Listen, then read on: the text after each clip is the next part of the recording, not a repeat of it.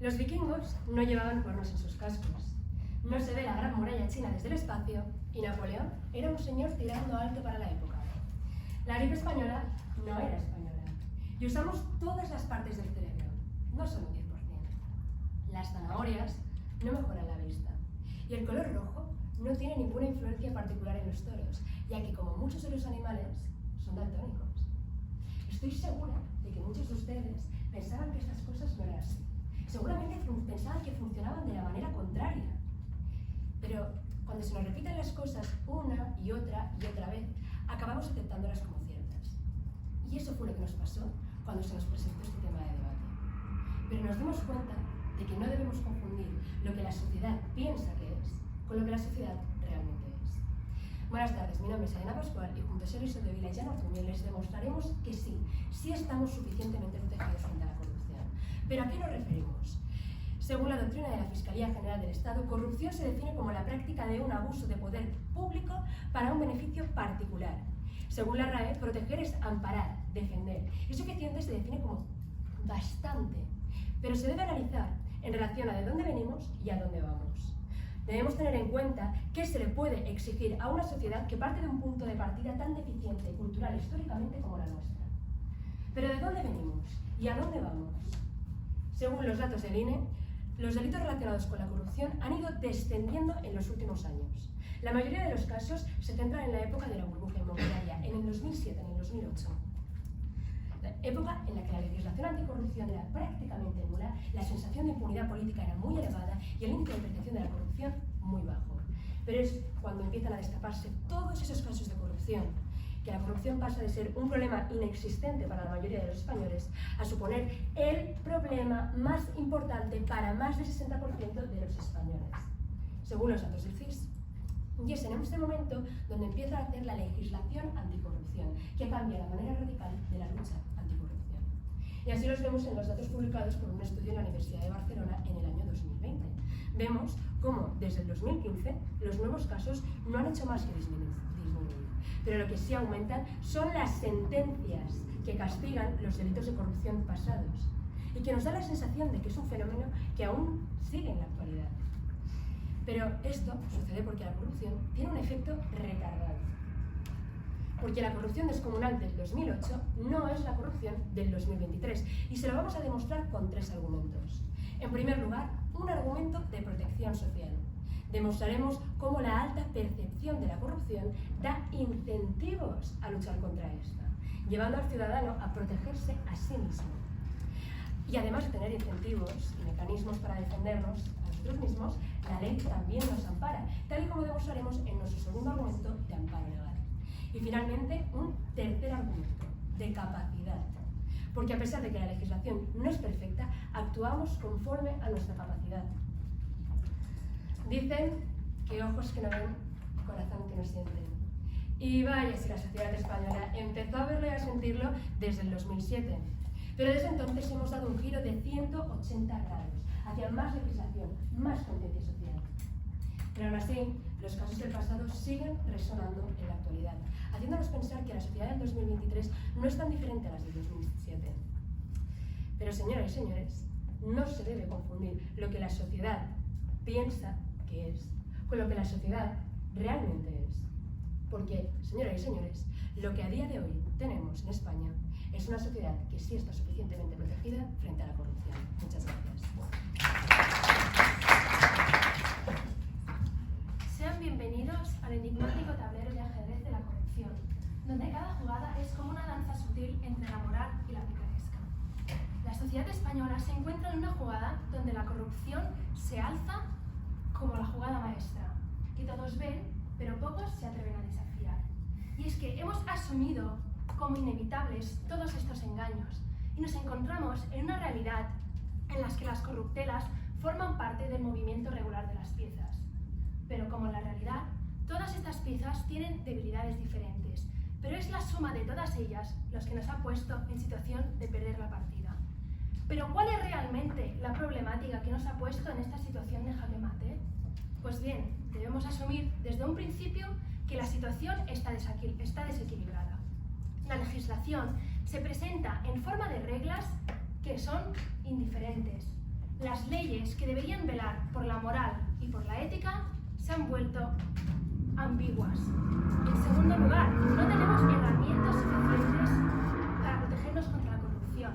Y la sociedad española se encuentra como un triste peón solo al final de la partida, que nada tiene que hacer contra reinas, caballos y alfiles corruptos. Pero no se trata solo de legislaciones torpes o de herramientas frágiles. El real problema de la corrupción es la mentalidad colectiva de una sociedad que se ha dado por vencida. Buenas tardes, mi nombre es Alba Riols y junto con mis compañeras Eva Busquets y Elena Bremerman, hoy venimos a defender que la sociedad no está lo suficientemente protegida. Y es que es hora de aceptar que la corrupción se alza como un jaque mate inevitable. Pero para entender todo esto, primero vamos a definir algunos términos. Según la doctrina de la Fiscalía General del Estado, la corrupción es la práctica del abuso de poder público para obtener un beneficio particular. Cuantificar esta desviación ética es muy complicado, pero para que tengan una cifra, un estudio de la Universidad de Barcelona cita 3.742 casos de corrupción del periodo que va del año 2000 al 2020. Suficiente se define por la RAE como bastante para lo que se necesita, y proteger es amparar o defender. Por lo tanto, de lo que debatimos hoy es de la imperante necesidad de asumir que a pesar de nuestros mejores esfuerzos, la sociedad no está lo suficientemente protegida frente a la corrupción en el escenario político español. Y esto se lo demostraremos con 4 sólidos argumentos. Nuestro primer argumento es la cultura de la corrupción. Se ha normalizado completamente la corrupción, la percibimos como omnipresente e impune. En segundo lugar, la falta de acción ciudadana. Carecemos de mecanismos, tanto colectivos como individuales, para castigar la corrupción. Nuestro tercer argumento es la falta de amparo legal. Tenemos una legislación desordenada, excesiva y sin sentido. Y nuestro último argumento es la falta de castigo judicial. De nada sirve penalizar si no hay un sistema judicial efectivo que lo castigue. La solución, paradójicamente, reside en aceptar la derrota. En este momento crítico es esencial reconocer que la corrupción se ha convertido en el rey de nuestro tablero político. Por lo tanto, ¿cuál es la única alternativa sensata que tenemos? Cambiar el juego en sí. Es momento de diseñar un nuevo tablero, de crear nuevas reglas que desafíen el statu quo corrupto. Pero para hacerlo, debemos aceptar que la partida actual está perdida, que a pesar de toda nuestra bondad y todos nuestros esfuerzos, estos no han sido suficientes, porque al final la corrupción se ha infiltrado en el núcleo mismo de la política española.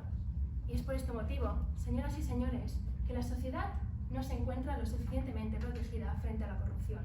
Muchas gracias.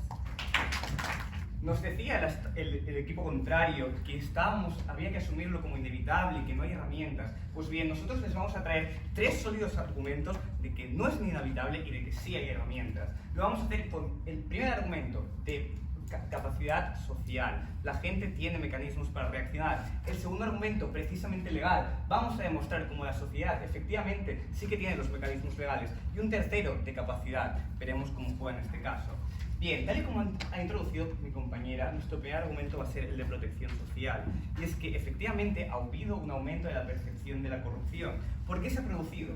En primer lugar, y tal y como muestra este estudio de Manuel Villoria, el hecho de que se abrieran cada día titulares con caso de corrupción efectivamente ha concienciado a la sociedad. Pero es que además, también por la paradoja de la seguridad. Ahora que estamos realmente más protegidos, es cuando creemos que más desprotegidos estamos. Esto es, ahora que se están sentenciando los casos del pasado y aumentamos la protección, a la sociedad le parece que hay más corrupción, cuando realmente es al revés. ¿Por qué es importante este aumento de la percepción que también nos traía el equipo contrario? Porque si no hay percepción, no hay incentivos para combatirla socialmente. En el momento en que esta percepción es alta, sí que existen estos incentivos. Y lo vamos a ver con ejemplos. En primer lugar, rechazo frontal mediante el voto. Y aquí lo vemos, PSOE, 40 años gobernando en Andalucía, perdieron la Junta tras la sentencia del caso ERE. Pero es que además también, cancelación mediante las redes sociales, denuncias y finalmente los mecanismos de las consultas de la ley de transparencia. Esto genera una auténtica protección ciudadana. Pero es que no solo hay protección ciudadana, sino que también hay protección legal. Y esto lo vamos a ver ahora, pero antes su pregunta. ¿Me puede explicar para qué sirve castigar con el voto si el partido que va a salir será el siguiente más corrupto? Bien, precisamente porque sucede aquí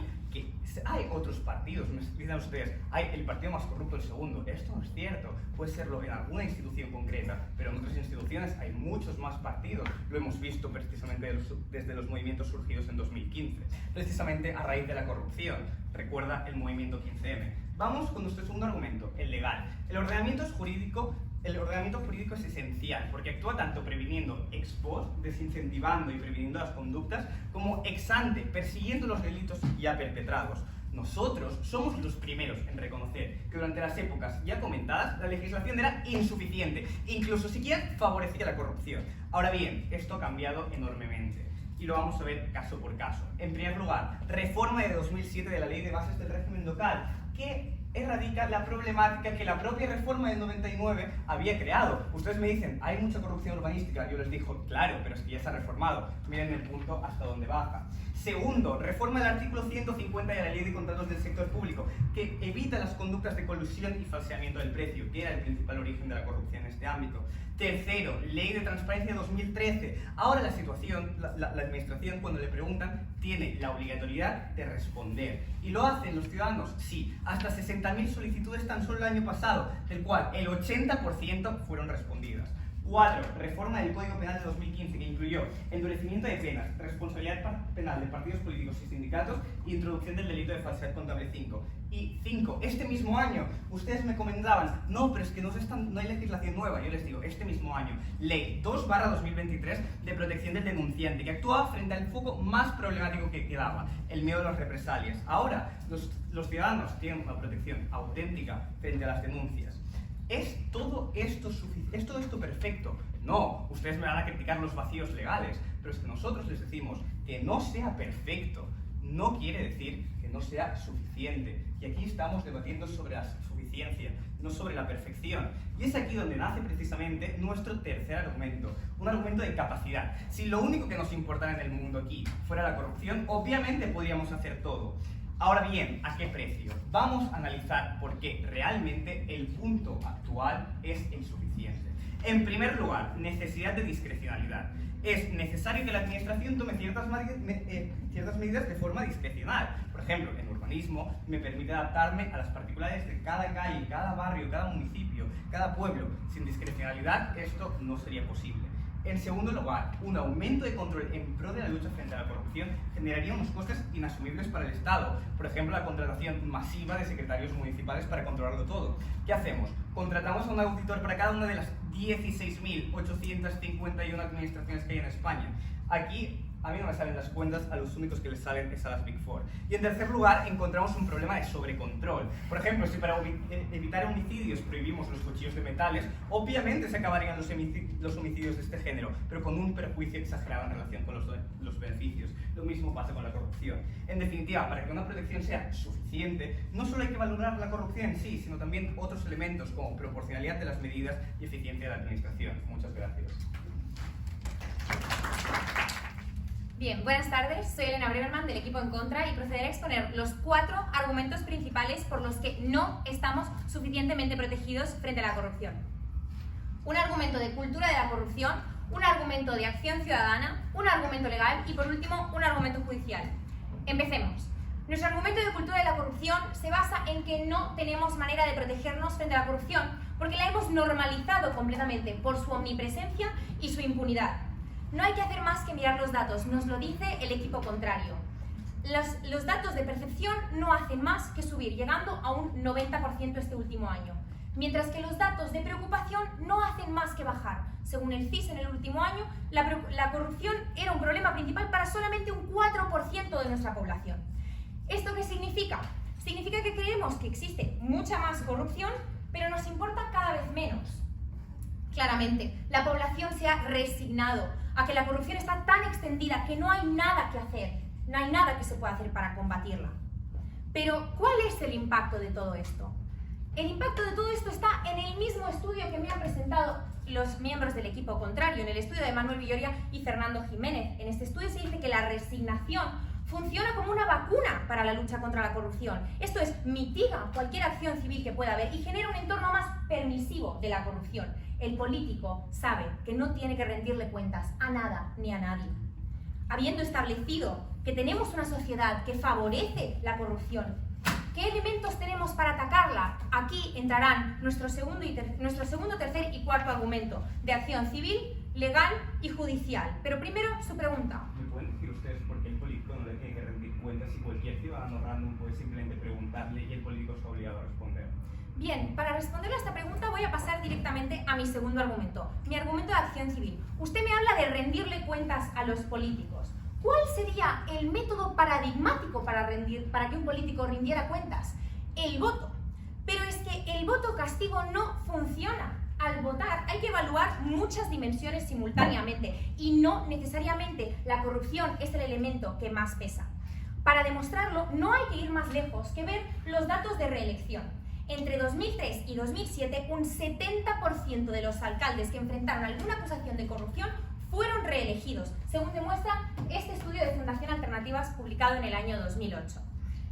Pero pues bien, ustedes nos hablan de un rechazo frontal de la corrupción mediante el voto, pero nos traen dos ejemplos en 40 años de democracia. Sí, su pregunta. Dice que el 70% de alcaldes fueron reelegidos.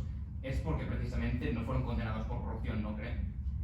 Bien, esto podría ser una causa. De hecho, el tema de que no fueran condenados es particularmente relevante para nuestro último argumento judicial, así que me reservo su pregunta para el final.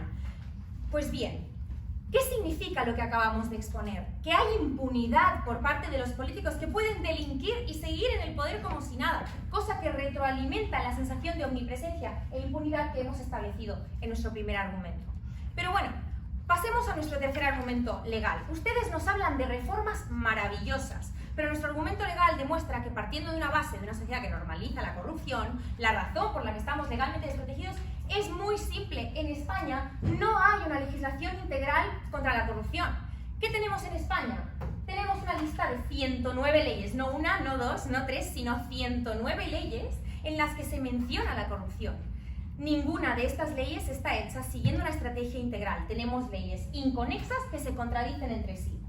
De hecho, tener un exceso de leyes es contraproducente en la lucha contra la corrupción, en tanto en que, tal y como demuestra este estudio del Banco Mundial publicado en el año 2020, funciona como burocracia defensiva. Esto es, se genera un entramado de organizaciones y procedimientos y plazos que eliminan la eficacia de todas las partes del procedimiento administrativo sin mejorar sustancialmente la situación, o peor aún, incentivando la corrupción. Pues bien, aunque tuviéramos un marco normativo que nos protegiera tal y como sostiene el equipo contrario, tampoco estamos suficientemente protegidos porque falla nuestro cuarto argumento, el argumento de protección judicial. Esto es, nuestro sistema judicial carece completamente de los recursos necesarios para que haya una persecución y un enjuiciamiento eficiente de la corrupción. Los pocos casos que sí hay y sí se detectan tardan de media 11 años en resolverse y más de un 30% de los condenados desde el 96 han sido indultados. Por todo esto, por nuestro argumento de cultura de la corrupción, nuestro argumento de acción ciudadana, nuestro argumento legal y nuestro argumento jurídico, no estamos suficientemente protegidos frente a la corrupción. Muchas gracias. Permítame anunciarles que por primera vez en la historia reciente de nuestro país vamos ganando la partida a la corrupción. Mire, voy a proceder a refutar los 4 argumentos que nos trae el equipo rival. En primer lugar, el equipo rival nos trae un argumento de la cultura de corrupción. Y nos dicen, miren, tenemos la corrupción normalizada y esto impacta con nuestro primer argumento, que es precisamente la protección social. El hecho de que nosotros tengamos más percepción de corrupción implica que nosotros nos preocupamos más para combatirla. Y esto lo trae Sergi. Sergi les explica, estamos cada vez más cancelando a los políticos por temas de corrupción, estamos cada vez más consultando los portales de transparencia. Y esto nos permite luchar de manera activa contra la corrupción. Ustedes dicen, no, es que resulta que hoy en día la corrupción ya no es uno de los principales temas de preocupación. Hombre, por la coyuntura que estamos actualmente. Venimos de una pandemia, tenemos inflación, tenemos guerras, tenemos otras historias. ¿Quiere decir que a la gente ya no le importa la corrupción? No, a la gente le sigue importando y mucho la corrupción, como nosotros hemos venido demostrando. Lo que significa es que en España tenemos problemas aún más graves, o que la gente los percibe como más graves, y por eso se justifican los datos que ustedes nos traen de ha reducido la preocupación. Mira, ustedes hablan de Villoria, nos dicen, resulta que Manuel de Villoria, en este estudio, que nosotros también traemos, nos dicen, la corrupción, el hecho de percibir la corrupción actúa como una vacuna. Este estudio es del año 2010, como bien apunta aquí el título, y en el año 2010, como nosotros decimos, no se habían producido estas reformas legislativas. Con lo cual, claro, antes la gente se sentía indefensa totalmente. ¿Por qué? Porque no existían los mecanismos que nosotros traemos. Hoy en día los mecanismos están a disposición de la gente y puede canalizar esta frustración, esta rabia, para resolver precisamente este problema de la corrupción. El ciudadano de a pie tiene mecanismos para denunciar esta corrupción. Ustedes hablan también de falta de acción ciudadana y nos dicen que resulta que el 70% de alcaldes son reelegidos. Hombre, claro, porque no están condenados por corrupción, porque si están condenados no son reelegibles al cargo. Entonces ustedes nos dicen, no, es que tienen casos de corrupción, casos que impulsan partidos políticos contrarios de la oposición para decir, tal alcalde, ojo que a lo mejor es corrupto, pero resulta que no lo es porque precisamente puede ser reelegido.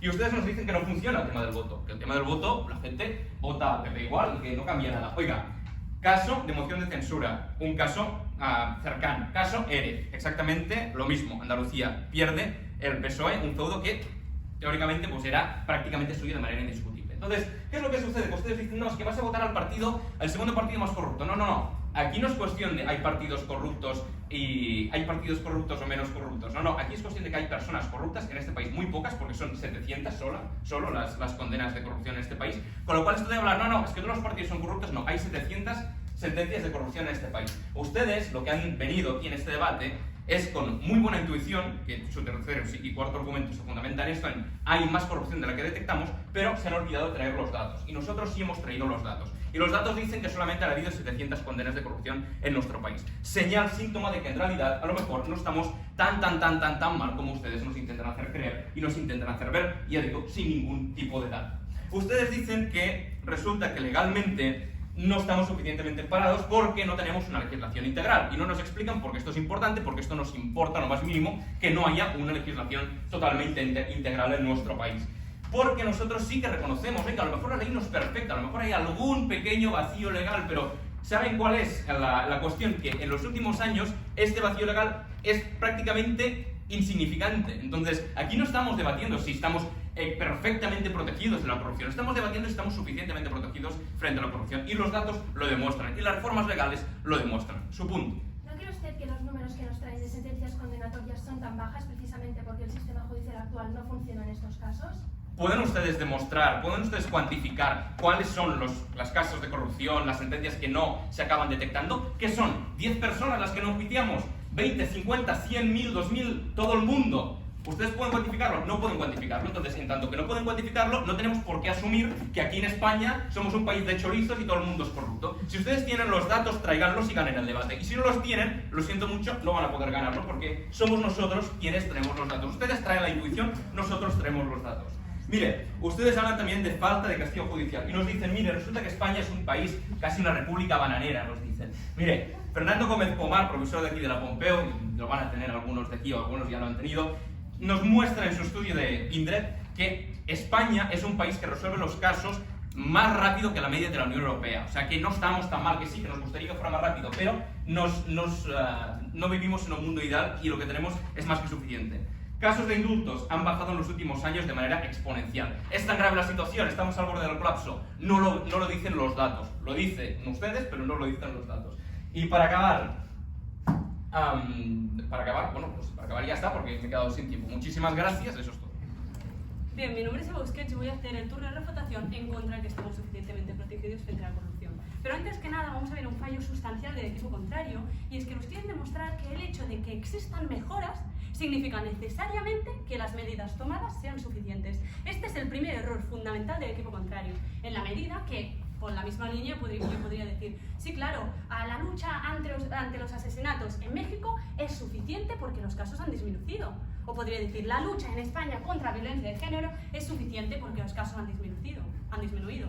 Ojo, que hayan disminuido los casos o que ahora estemos mejor, no significa necesariamente que las medidas tomadas sean suficientes. Y para hacerlo vamos a coger justamente la definición del equipo contrario que nos dice, suficiente es hacer lo que podemos con lo que tenemos en relación a donde venimos, y vamos a ver por qué España no está haciendo todo aquello que puede, sino que lo está haciendo de manera mal, incorrecta y antiefectiva. Vamos a ver uno por uno porque los argumentos caen de nuestro lado. Su primer argumento social, nos dicen, sí, hay más percepción de la corrupción, nos preocupamos más, luchamos más contra la corrupción. Mi compañera Elena ya nos explica justamente en nuestra introducción y en nuestra argumentación por qué sí que hay más percepción de la corrupción, pero hay muy poca preocupación activa. Solo el 4% de ciudadanos lo consideran como uno de los mayores problemas en en España. ¿Esto por qué es negativo? Porque si estaríamos de acuerdo en el equipo contrario, que el hecho de que la gente se preocupe por la corrupción puede generar efectos positivos si tienen herramientas para luchar contra la corrupción. Pero una pregunta que les hacemos, ya les hemos preguntado, ¿pero qué pasa si yo estoy entre votar al partido corrupto o el segundo más corrupto? Moción de censura que nos presentan, sí, se quitó a Rajoy, se puso Pedro Sánchez, que años antes había tenido el caso de los ERE en Andalucía. ¿El voto sirve para castigar a los políticos corruptos? Pensémoslo bien, porque la gran medida de corruptos que castigamos con el voto lo que hacen es simplemente sacar al siguiente más corrupto. Así que el voto no es efectivo. En segundo lugar, nos dicen, no, sí, la legislación, tenemos una legislación muy efectiva que ataca los puntos fundamentales del problema de la corrupción. Vamos a ver uno por uno por qué estos mecanismos legales que nos traen estas leyes que supuestamente lo arreglan todo no son tan efectivas como nos venden. En primer lugar, nos hablan de la ley de bases del régimen local, una ley de bases que en su reforma del 99 causó extremadamente negativo en la medida en que aumentaron mucho los casos de corrupción. ¿Qué pasa? Sabemos cuál es el problema fundamental de esta ley de bases. Es el artículo 22. Nos lo dicen todos los estudios al respecto. El artículo 22 ha sufrido 42 modificaciones la ley de bases. Ninguna ha modificado este precepto en concreto, que es el que dota de más competencias al alcalde y de menos competencias al pleno. ¿Esto por qué es importante? Porque el contra nos decía, no, a los municipios, a ver, no todos son condenados. Bueno, los estudios demuestran que aquellos municipios donde el alcalde tiene más potestades son aquellos donde hay más casos de corrupción. Su argumento cae. También nos hablan de la ley de transparencia. Nos dicen, sí, la ley de transparencia soluciona muchos casos. ¿Qué pasa? Que en su argumentación nos dice, la administración tiene la obligación de responder problemas. En primer lugar, no es cierto que tenga esta obligación porque las administraciones no tienen capacidad ejecutiva, pero es que además si la administración no responde, no hay sanción alguna. Nos hablan también de, mira, sí, hay 60.000 solicitudes de transparencia. ¿Qué pasa? Bueno, que en España somos 48 millones de habitantes. Significa que solo un 0,12% de la población solicita alguna información de transparencia. Pero es que además hay un 80% de silencio negativo. Es decir, de esas 60.000, 48.000 no son respondidas. ¿Su pregunta? Ustedes nos dicen que los datos bajan porque ahora estamos menos protegidos. ¿Cómo puede ser que ahora con más recursos y con una legislación más eficiente estemos efectivamente... Este es el problema de su caso. Nosotros no decimos que los casos hayan disminuido por cualquier motivo. Estamos de acuerdo en que ha habido mejoras. El problema es que estas mejoras no son sustanciales y estas mejoras no comportan que las medidas tomadas sean suficientes. Y lo veremos en el tercer argumento y por qué cae. También nos hablan de la ley del denunciante que supuestamente lo arregla todo. Señores y señoras, una ley del denunciante que no crea una autoridad independiente que es la que tiene que defender al denunciante. Y además, que estamos suprimiendo aquellas autoridades que realmente protegían a los denunciantes. ¿Qué hacemos? Absolutamente nada. También nos hablan de que sí, han disminuido mucho los casos. Bueno, justamente el informe que nos hablaba nuestro compañero Jan nos indica que no conocemos ni la mitad de casos de corrupción que existe. Claro que no. ¿Por qué? Porque la Fiscalía Anticorrupción, ¿saben ustedes qué porcentaje de gente dedicada a la corrupción hay actualmente? Un 0,24%. ¿Qué significa esto? Que no investigamos la corrupción. Finalmente, sobre su tercer argumento que sustenta todo su caso, nos dicen, no podemos hacer nada más, no tenemos más capacidad. Pero señoras y señores, el problema no es que necesitemos muchos recursos, mucho dinero, el problema es que no hay voluntad. ¿Y por qué no hay voluntad? Nos lo dice la Unión Europea, no cumplimos absolutamente ninguna de las recomendaciones que nos hacen. Nos lo dice el Consejo General del Poder Judicial. Faltan jueces, faltan medidas eficientes y rápidas. 11 años para condenar un caso de corrupción. Los casos prescriben. Claro que hay muy pocos. Si nos prescriben, nos caducan, no hay jueces que les investiguen, no hay absolutamente nadie que esté realmente preocupado por la corrupción. No es una cuestión de recursos, es una cuestión de voluntad. Muchas gracias. En el tumultuoso tablero de la política española, la corrupción ha alcanzado un jaque mate. Así lo hemos demostrado a lo largo de este debate. Buenas tardes, mi nombre es Elena Breverman y seré la encargada de concluir este debate. Vamos a ver cómo ha quedado todo. El equipo a favor nos ha planteado tres argumentos. Un argumento de protección social, un argumento de amparo legal y un argumento de capacidad. Veamos cómo estos han sido eficazmente refutados. En primer lugar, el argumento de protección social. Como ha dicho mi compañera Eva, la percepción no nos han evidenciado cómo esta percepción ha aumentado los incentivos para que se combatiera la corrupción. Y el siguiente punto de este argumento, que era el rechazo mediante el voto, ha quedado demostrado que no era significativo en tanto en cuanto nos han presentado dos ejemplos en 40 años de democracia, frente al dato porcentual que les hemos presentado nosotros. En segundo lugar, su argumento de amparo legal. Su argumento de amparo legal chocaba frontalmente con nuestro tercer y cuarto argumento, legal y judicial. La primera parte de este argumento legal era la parte de protección ex ante y protección ex post. La protección ex post es la que choca con nuestro cuarto argumento, tal y como ha dicho mi compañera Eva. No se persiguen los casos si no hay recursos suficientes y por ello no tenemos protección ex post. La segunda parte de este argumento legal que nos han presentado el equipo a favor era la serie de reformas que nos han detallado perfectamente. Pues bien, tal y como ha dicho mi compañera Eva, ¿cómo van a ser suficientes estas reformas si no hacemos más que recibir condena tras condena de órganos supranacionales diciéndonos lo mal que lo está haciendo España en la lucha contra la corrupción? Bien, vemos otro argumento más que cae completamente de nuestro lado. Y su tercer argumento, un argumento de capacidad, donde nos han hablado de discrecionalidad, nos han hablado de sobrecontrol y nos han hablado de costes inasumibles. Este es un argumento paradigmático para el equipo a favor y demuestra precisamente nuestro primer argumento. Ha sido un argumento de, si se quiere, resignación frente a una corrupción contra la que tenemos la lucha ya perdida. Muestra que nuestro primer argumento tiene razón y por ende también cae por su propio peso. Pues bien, hemos demostrado que estamos desprotegidos. Como ven, no han logrado cambiar las reglas del juego y reinventar este tablero. Pero les pido que no se den por vencidos. Para conseguir luchar contra la corrupción debemos asumir esta derrota con tal de poder cambiar el tablero y posicionarnos como jugadores activos para poder finalmente ganar esta lucha contra la corrupción. Y por eso, solo admitiendo esta derrota, tenemos la oportunidad de eficazmente ganar y conseguir estar suficientemente protegidos frente a la corrupción. Muchas gracias. Desde la primera década del siglo XXI se planta la semilla de la lucha anticorrupción en España. Más leyes, más lucha social, acabamos con la impunidad. Y es por ello que hoy, 15 de noviembre de 2023, debemos florecer aquello que sembramos en 2007. Porque, si bien no es un sistema perfecto, hemos demostrado que es suficiente. Y vamos a ver por qué. Vamos a analizar primero que nos planteaba el equipo contrario. Nos han planteado un primer argumento de cultura de la corrupción y un segundo argumento de falta de acción civil, que se pueden englobar en la idea de la sociedad española le da igual la corrupción y por ello no la combate. Y esta idea ha chocado frontalmente con nuestro primer argumento, el argumento de protección social. ¿Qué es lo que ha pasado? Que en contra nos ha planteado un argumento y unas evidencias que se sitúan en el pasado. Nosotros hemos hablado de la sociedad del 2023, pero ¿qué nos ha planteado en contra en toda su argumentación? Nos hablaba sobre cómo antes del estallido de los casos de corrupción, como antes de tener redes sociales donde condenar a los corruptos, antes del aumento descomunal del índice de percepción de la corrupción, antes de la moción de censura a Pedro Sánchez, al PP, antes de la pérdida por el PSOE de Andalucía por culpa de los casos ERE, antes de la ley de transparencia.